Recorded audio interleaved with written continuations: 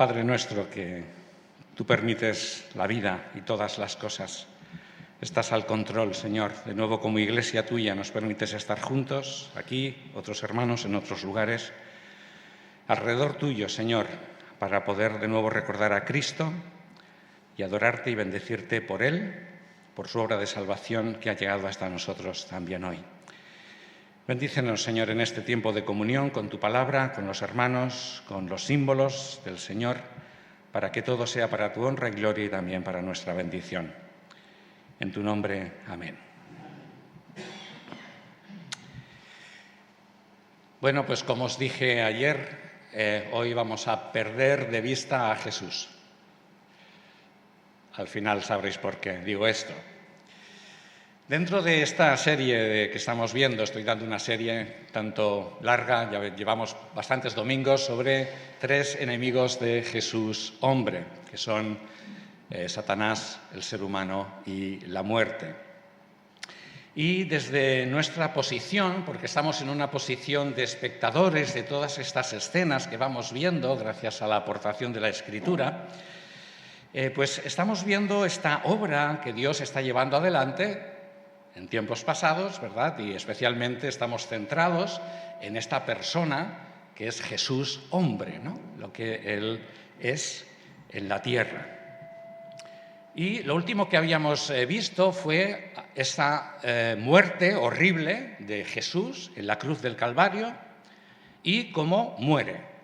Y cómo lo descuelgan. Descuelgan un cuerpo muerto, el cadáver muerto del Señor, y lo introducen en el sepulcro, propiedad de José de Arimatea, ¿verdad? Como veíamos en las sesiones anteriores. Y entonces todos se van enseguida a sus casas porque se iba a celebrar el sábado judío, el descanso judío, que, como vimos en la sesión anterior, había sido establecido por Dios mismo porque Dios descansó al séptimo día de toda la obra de la creación que hizo y mandó este mandamiento al pueblo de Israel también, que guardase el sábado. También todos los que se confabularon para matar al Señor se aseguraron de que la tumba fuese debidamente custodiada por soldados. Se discute qué tipo de soldados eran los que Pilato mandó, concedió a los miembros del Sanedrín para que se pusieran custodiando la tumba de Jesús, si eran soldados romanos o eran guardias de seguridad del templo, que también lo sabía, ¿no? Todo parece indicar que eran soldados romanos. Así que allí, delante de la tumba, tenemos las fuerzas de seguridad custodiando el sepulcro por si acaso. Porque tenían miedo de que Jesús fuese robado por sus discípulos, porque se acordaban, las mujeres no se acordaban y los discípulos no se acordaban, pero los enemigos sí que se acordaban de que Jesús había dicho que resucitaría.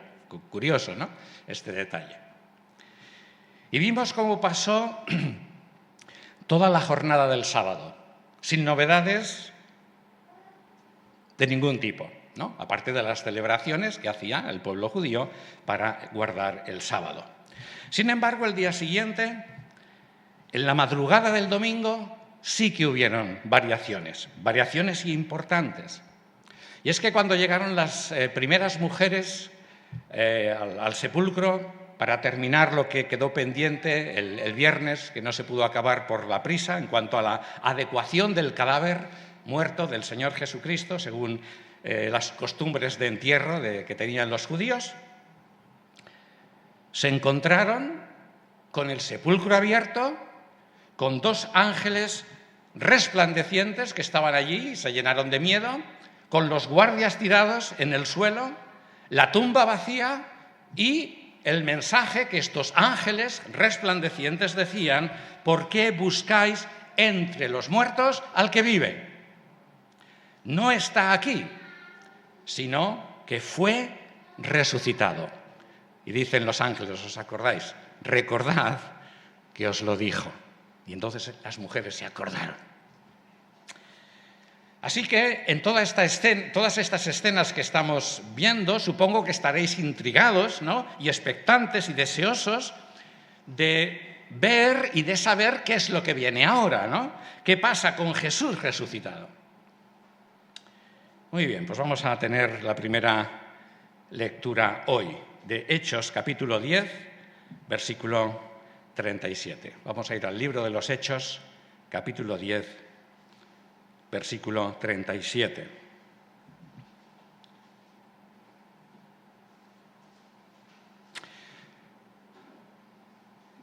Aquí tenemos, siempre nos gusta ver los contextos, ¿no?, para recordar dónde estamos situados.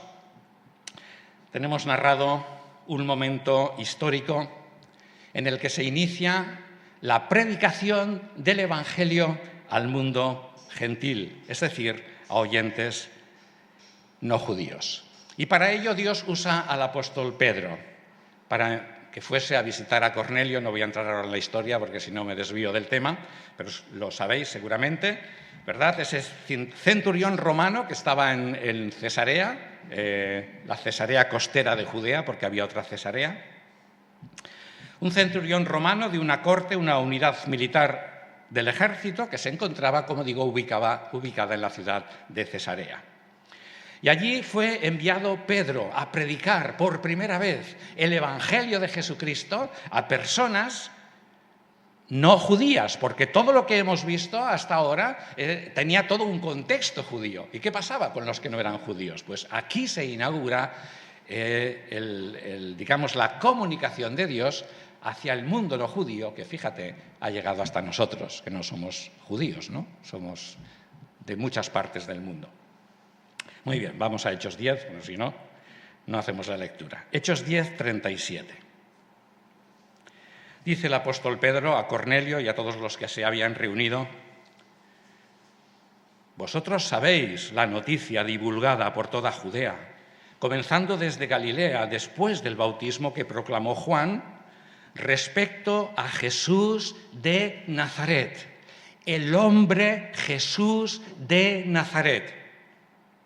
Cómo Dios lo ungió con el Espíritu Santo y poder. Este Jesús anduvo haciendo el bien y sanando a todos los oprimidos por el diablo, porque Dios estaba con él. Y nosotros somos testigos de todas las cosas que Jesús hizo, tanto en la región de los judíos como en Jerusalén. A quien mataron, colgándolo en un madero. A este levantó Dios al tercer día y le concedió hacerse visible, no a todo el pueblo, sino a unos testigos designados de antemano por Dios, a nosotros, que comimos y bebimos con Jesús después que resucitó de entre los muertos. Y nos mandó que proclamáramos al pueblo y declaráramos solemnemente que este Jesús, el hombre Jesús, es el juez de vivos y muertos, designado por Dios. De este dan testimonio todos los profetas. Todo el que cree en Jesús recibe liberación de pecados por medio de su nombre. Este era el potente mensaje del Evangelio que Pedro predicó. ¿Qué impacto tiene? Pero en el contexto del tema que estamos llevando adelante, estamos descubrimos en este testimonio del apóstol Pedro algo que no esperábamos que fuese así. Porque, como recordábamos en la sesión anterior, Jesús mismo había dicho que tenía el poder para poner su vida, y así lo vimos, efectivamente, que murió cuando Él quiso dar la vida al Padre, y que tenía poder o autoridad para recuperar su vida. Sin embargo, el testimonio mayoritario de todas las cartas del Nuevo Testamento y, sobre todo, del libro de los Hechos, mayoritario y contundente, como en el caso que hemos visto, es que la resurrección del cuerpo muerto del hombre Jesús la realizó Dios Padre. Aquel a quien Jesús encomendó su espíritu al morir. Si nos fijamos bien en la argumentación de Pedro, toda ella está basada en dos pilares importantes. Por un lado, la total humanidad Y ya sabéis que precisamente esta serie la estamos viendo desde esa perspectiva, la humanidad de Jesús, la importancia que tiene Jesús hombre. Eso por un lado. El otro pilar es Dios Padre, la obra de Dios Padre que está haciendo a través de él. Vamos a repasar lo que hemos visto. Versículo 38.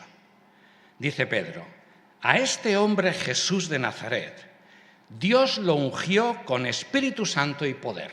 Y esto lo vimos cuando el Señor Jesús inició su ministerio. Versículo 39.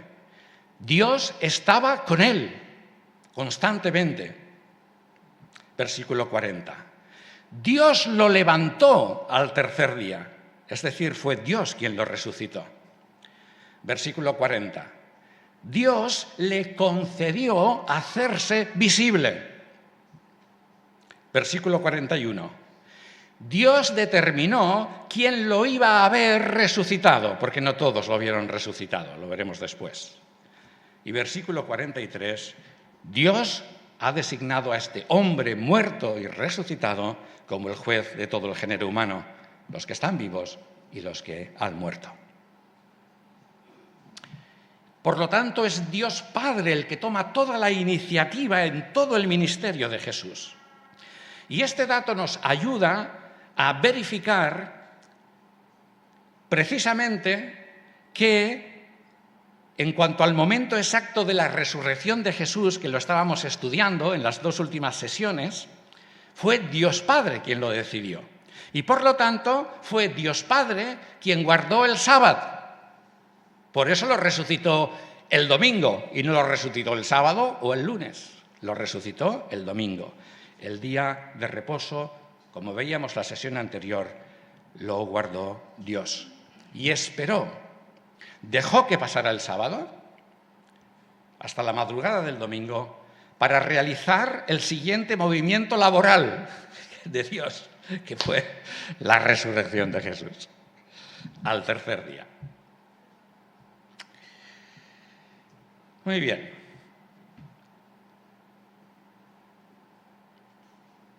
Vamos a ver el próximo movimiento, ¿no?, de Dios. Así que nuestro objetivo como espectadores, después de quedar un poco así pensativos, ¿no?, por este dato, vamos a ver el siguiente movimiento.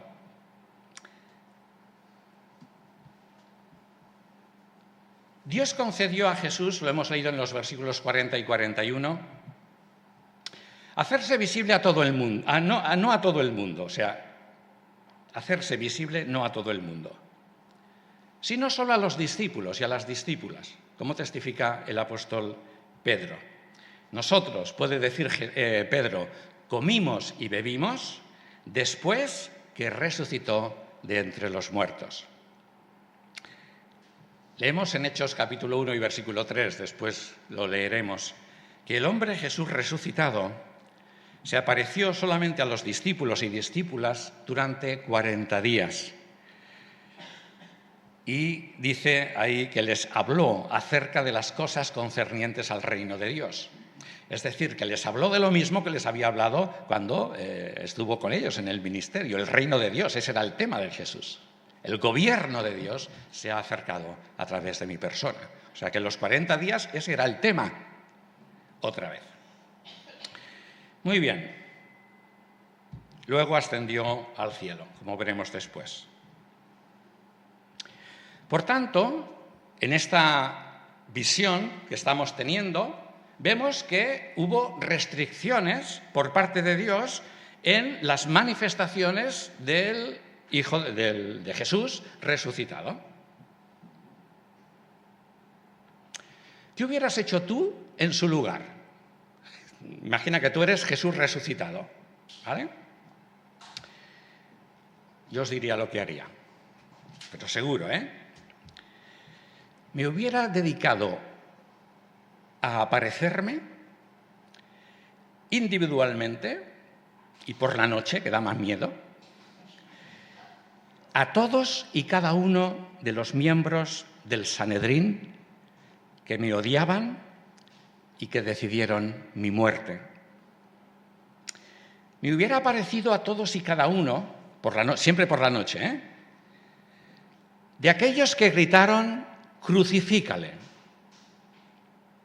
Me hubiera aparecido a Pilato, a Herodes, a todos y cada uno de los soldados romanos que se burlaron de mí y me escupieron y me azotaron y me golpearon en la cabeza teniendo la corona de espinas puesta.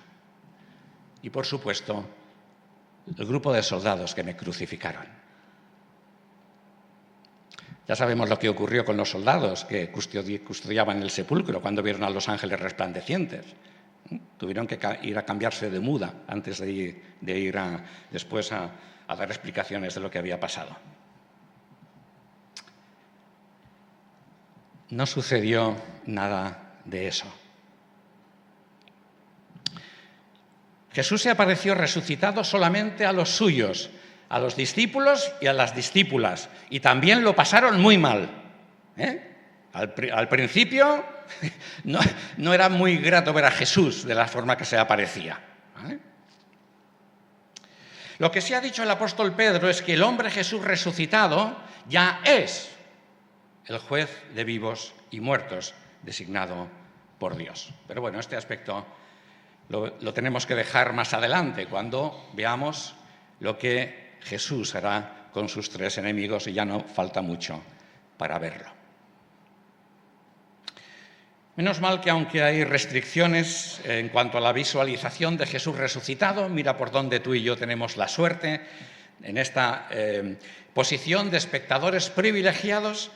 Vamos a poder ver a Jesús resucitado a través de los relatos que nos hablan de ese momento.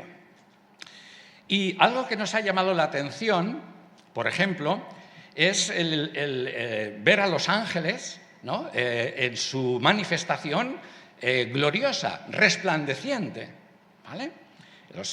Los ángeles que abrieron el sepulcro y que estaban vestidos con vestiduras resplandecientes, como corresponde a estos seres celestiales y magníficos.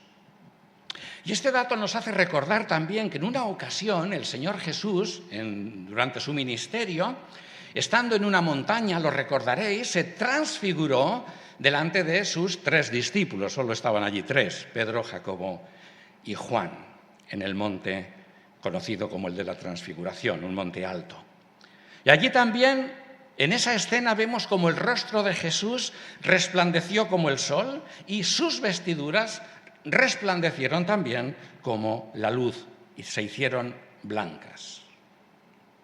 Así que nosotros, que ahora sabemos y que estamos deseosos de ver a Jesús, ¿verdad?, cómo se aparece resucitado, esperaríamos que se apareciese de esta manera, gloriosa.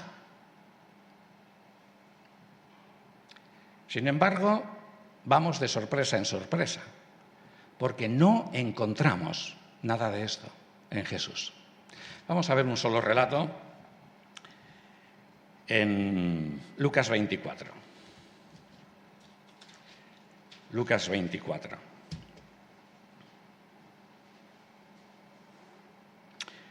Versículo 36.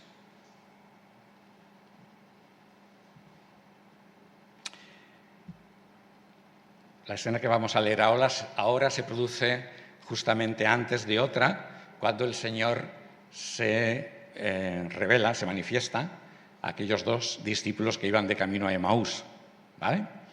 Y bueno, ya sabéis la historia, no la vamos a ver, pero ellos vienen todo contentos de que han visto al Señor, se lo cuentan a los demás, y entonces leemos en Lucas 24, 36. Mientras los de Emaús decían estas cosas al resto de los discípulos, el mismo Jesús se puso en medio de ellos, es decir, apareció de repente. Y les dice: paz a vosotros. Entonces ellos se turbaron, no era una escena así animadora ver a Jesús resucitado, porque lo creían muerto. Se turbaron y se llenaron de temor. Y eso que eran sus discípulos. al pensar que veían un espíritu. Pero Jesús les dijo: ¿por qué estáis turbados y por qué surgen dudas en vuestro corazón? Ved mis manos y mis pies, que yo mismo soy. Soy el mismo, exactamente el mismo. Palpadme y ved, pues un espíritu no tiene carne y huesos como veis que yo tengo. Y habiendo dicho esto, les mostró las manos y los pies. Pero como ellos, a causa del gozo y del asombro, aún no creían. Imaginaos, poneos en la escena, hermanos. Les dijo: ¿tenéis algo de comer? Ellos entonces le dieron parte de un pescado asado.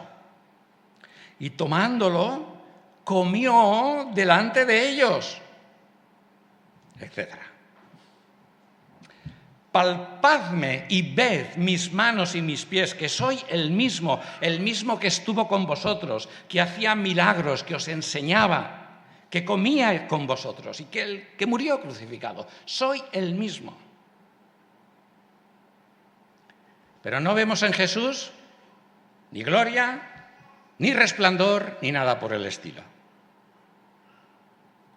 Vemos el mismo cuerpo físico, herido, magullado, pero resucitado y con unas capacidades que antes no tenía, como la de aparecer y desaparecer o hacerse invisible a voluntad. Y estas manifestaciones duraron un total de 40 días, que estuvo compartiendo con los discípulos como estuvo antes de su muerte y resurrección. Incluyó las comidas, porque Pedro dice: comimos y bebimos con él después de la resurrección. Es decir, que el tiempo de comunión de Jesús resucitado con los discípulos durante los 40 días fue intenso, aunque probablemente también desaparecería, se haría invisible. A veces se confunde la glorificación con la resurrección de Jesús. Pero son cosas, o mejor dicho, son etapas diferentes. La glorificación del hombre Jesús resucitado vino después, vino cuando ascendió al cielo, no antes. Por ese motivo, Saulo de Tarso, ¿verdad?, que su historia ocurrió después, sí que vio a Jesús glorificado. La manifestación que el Señor Jesús hizo a Pablo fue de gloria y de resplandor, que le tiró al suelo, ¿vale? Y lo mismo la experiencia del apóstol Juan en el año 90, cuando recibió la revelación del libro de Apocalipsis. Allí como se le presenta a Jesús, en el capítulo 1, con toda su gloria, el hombre de fuego de Ezequiel. ¿Os acordáis que vimos esto? El hombre de fuego del profeta Ezequiel. Muy bien. A lo mejor estas escenas nos han decepcionado, oye, ¿no? No esperábamos ver a Jesús de esta manera. Sin embargo, para mí tienen un valor incalculable, porque indican precisamente el aspecto que estamos valorando de Jesús, su total humanidad, también en su resurrección. Algo que nos cuesta ver en él. Nos gusta más la otra parte, la parte gloriosa, la parte resplandeciente, ¿no?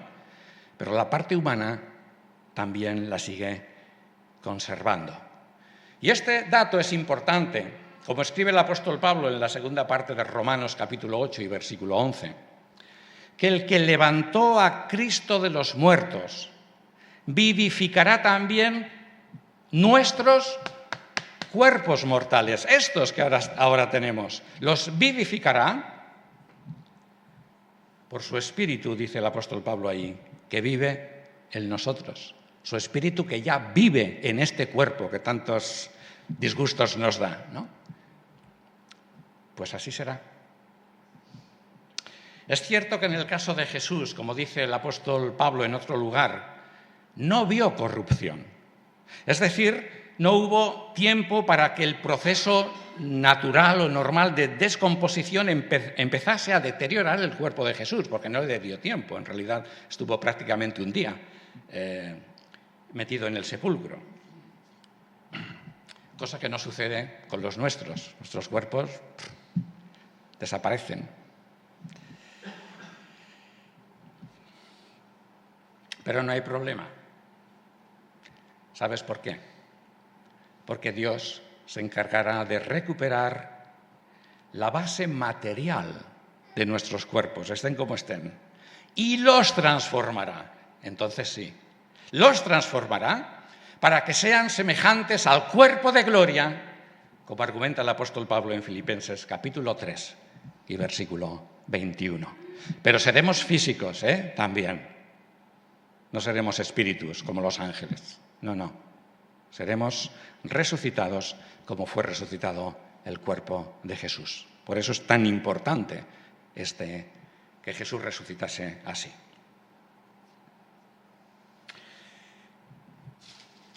Los testigos de Jehová enseñan que el cuerpo de Jesús no era físico, sino espiritual.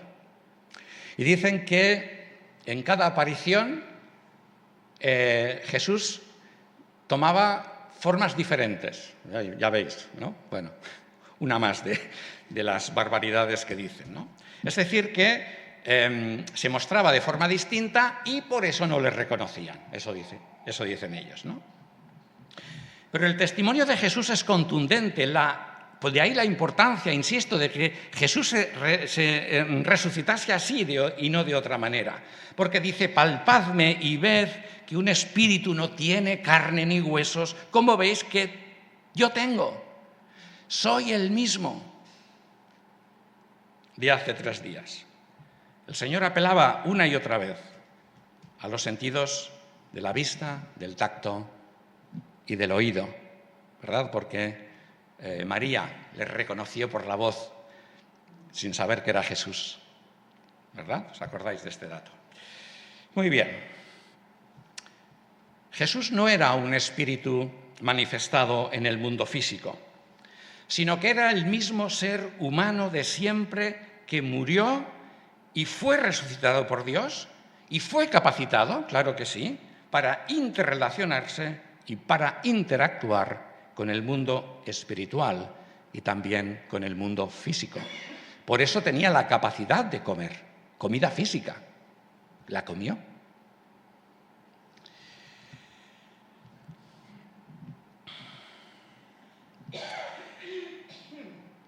No sabemos, porque no hay más datos, aparte de los que aporta la Escritura, ¿no? ¿Qué pasó cuando el Señor se hacía invisible, ¿no? No podemos decir mucho al respecto, prácticamente nada, porque no hay revelación bíblica, ¿no?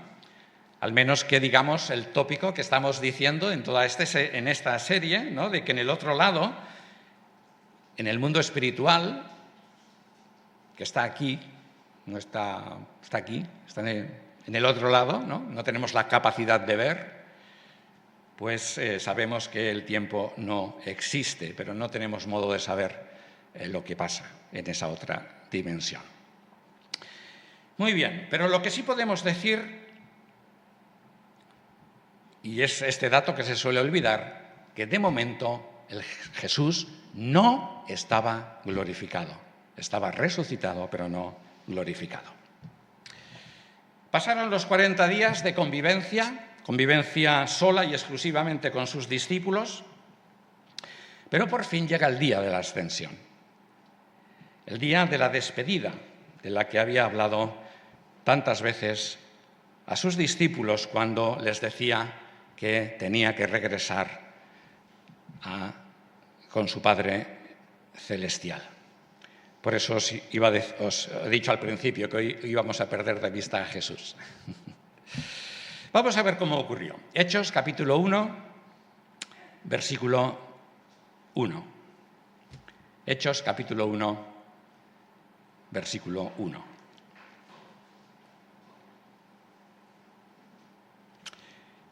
Dice Lucas, compuse el primer tratado, se refiere al Evangelio, o Teófilo, acerca de todas las cosas que Jesús comenzó a hacer y a enseñar, hasta el día en que fue elevado a lo alto, después de dar instrucciones a los apóstoles que escogió por medio del Espíritu Santo, ante los cuales también, después de haber padecido, se presentó vivo con muchas pruebas decisivas y se les apareció durante 40 días para hablarles de las cosas concernientes al reino de Dios, al gobierno de Dios, al control de Dios, que lo tiene en todas las fases de la vida. De toda la vida, de todos. Y estando con ellos, les mandó no alejarse de Jerusalén, sino esperar la promesa del Padre, la cual dijo: oísteis de mí. Porque Juan en verdad bautizó con agua, pero vosotros seréis bautizados en el Espíritu Santo dentro de no muchos días. Luego le preguntan si va a restaurar el reino a Israel. Eso lo vamos a pasar de largo y vamos al versículo 9. Jesús les dice: no os toca a vosotros conocer estas cosas. Versículo 9. Y dicho esto, fue alzado, viéndolo ellos, y una nube lo ocultó de sus ojos. Y mirando fijamente al cielo, mientras él se iba, estaban embelesados los discípulos, se les presentaron dos varones con vestiduras blancas, de nuevo los ángeles siempre resplandecientes, ¿no? No como Jesús, ahora, después sí. Y les dijeron: varones galileos, ¿por qué estáis mirando al cielo? Este Jesús que fue tomado de vosotros al cielo, vendrá de la manera como lo contemplasteis ir al cielo. Y perdemos de vista a Jesús, y ellos también. Vemos, pues, una despedida muy sencilla, ¿no? Pero visualmente trascendente, porque a partir de este momento, los discípulos, como digo, no le iban a ver más al Señor Jesús. En realidad no hubiese sido necesario tanto espectáculo, ¿no? Por una sencilla razón que sabemos muy bien nosotros, y es que el cielo no está por allí arriba, no está por allí. La dimensión espiritual no está por allí, está por aquí. De hecho, si pensamos bien en la frase, Jesús no salió disparado al estilo de Superman, ¿no? Esas escenas que seguramente si habéis visto las películas viejas de Superman, ¿no? Que sale ¡buah! Para arriba y atraviesa las galaxias y los agujeros negros y hasta que debe llegar al cielo, ¿no? No. El texto dice sencillamente que fue alzado, la frase está en pasiva, es decir, que fue Dios el que de nuevo toma la iniciativa para llevarse a Jesús. Y ellos lo vieron como subía, no sabemos la velocidad, pero veían al Señor alzándose, ¿no? Hasta que una nube lo ocultó de sus ojos, lo ocultó. De hecho, la clave de toda esta escena es precisamente la nube, no la de Internet, sino la nube al estilo de las que vemos en la atmósfera, ¿no? Claro, era una nube especial. No es que Jesús subió a las nubes, hasta las nubes que nosotros vemos, porque le perderían de vista enseguida. Estaban teniendo contacto visual con el cuerpo de Jesús y apareció una nube que lo ocultó. Y este dato es muy importante, porque la nube en la Biblia simboliza la presencia de Dios, la gloria de Dios, y lo ocultó. La nube lo ocultó.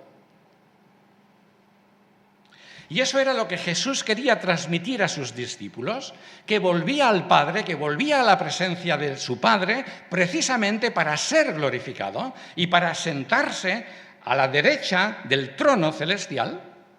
Si hay un trono ahí, será espiritual, no lo sé, ¿no?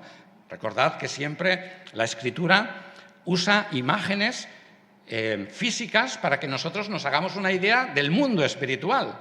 ¿vale? Pero sabemos que el mundo espiritual es otra cosa, es otra historia. No tenemos elementos para describirla, aparte de elementos físicos, ¿no? Pero bueno, toma el control. El hombre Jesús toma el control de Dios absoluto, como veremos en las sesiones anteriores, hasta el día que se levante de su trono y vuelva a la tierra. Vendrá de la misma manera como él mismo dijo en Lucas 21, 27. Dice ahí, y verán al Hijo del Hombre. Ya sabéis esta frase, ¿no? ¿Qué significa? Al Hijo del Hombre, al hombre Jesús, resucitado en este caso y glorificado, viniendo, ¿dónde? En una nube, de la misma manera que se fue de la gloria de la nube, con poder y gran gloria. Entonces verán al Hijo del Hombre viniendo en una nube con poder y gran gloria. Lucas 21, 27, que creo que no he dicho la cita. Lucas 21, 27. ¿Qué pasó después? Los discípulos esperaron la promesa de la venida del Espíritu Santo, tal y como les había ordenado el Señor. Y pasaba un día y otro día y otro día, estaban juntos todos los días orando. Y pasaron 10 días para que se iniciara una nueva etapa de la obra de Dios. Una etapa de nuevo gloriosa, como todo lo que hace Dios.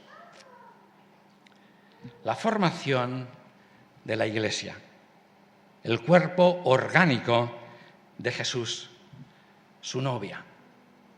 Una Iglesia compuesta por todos aquellos y aquellas que creemos en este Jesucristo como nuestro Dios y nuestro Salvador. Por supuesto, asistidos por el Espíritu Santo, porque ahora estamos en la era del Espíritu Santo desde que vino en Pentecostés, para tocar nuestros corazones, para hacernos vibrar, ver al Señor a través de los relatos bíblicos y poder reconocer que ciertamente Jesús es nuestro Dios, nuestro Salvador, nuestra esperanza, nuestra gloria. Vamos a cenar con Él. Vamos a comer con Él, vamos a participar de los símbolos, que es su mesa.